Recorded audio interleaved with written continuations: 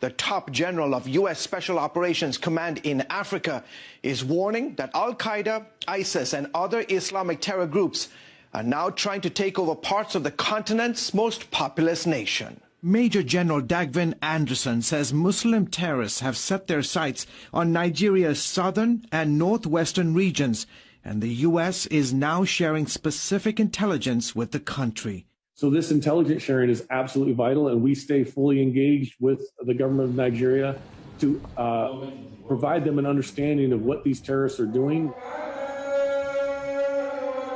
Their goal? Eventually turn Nigeria into a Muslim country and force Christians, who make up half the country's population, to either leave or convert. Christians are in the eye of the target, and they're coming after them. And the numbers are staggering. August 6th, Muslims stormed 4 remote Christian villages in Kaduna State, killing 22 villagers. July 24th, 21 dead, scores injured, and several Christian homes destroyed by militants. July 19th, 19 people killed when assailants armed with guns and machetes attacked a wedding reception. And the list goes on. Leading human rights groups say what's going on in Nigeria is a genocide. If you look at what's happened on the last 20 years, George, it's just massive number of attacks against Christians. Look, 50 to 70,000 have been murdered.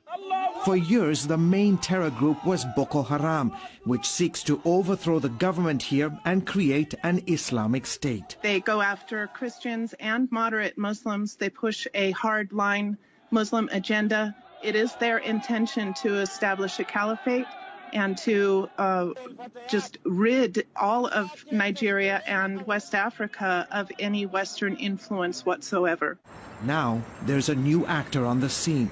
In Nigeria's so-called Middle Belt region, where the Muslim north meets the Christian south, a terror group made up of Muslim Fulani herders are killing thousands of Christians.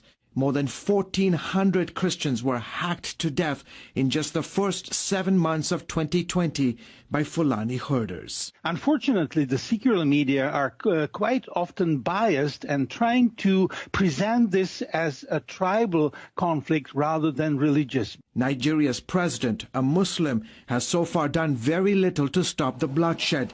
His police and army are also mostly made up of Muslims. The attackers are never captured. They are not prosecuted. The security services respond very slowly. A full day can go on with attacks happening and no security shows up. And frequently, the government officials will provide cover. Helpless and vulnerable to almost daily attacks, leading Catholic bishops are now urging Nigerian Christians to defend themselves. Human rights groups are asking the White House to appoint a special envoy to help end the persecution of Christians in Nigeria. Unless the world takes note and puts pressure, economic pressure, sanctions, visa bans on the officials who are responsible for this travesty and for not reining in the terror, then Nigeria will continue to be a bloodbath. Meanwhile, King's Group is helping more than 3,000 Christians who lost their businesses, homes, farms, or land to Boko Haram and Fulani militant attacks. International Christian Concern has created communal farms to give victims the opportunity to rebuild their lives. When they get back to work, the family is fed, they have a future, the kids can go back to school. It's a restoration of hope. It really is. And it's much more than just economics. It's the whole community. It's all the parts of life, the emotional, the physical, the mental. It means a lot to them. ICC and so many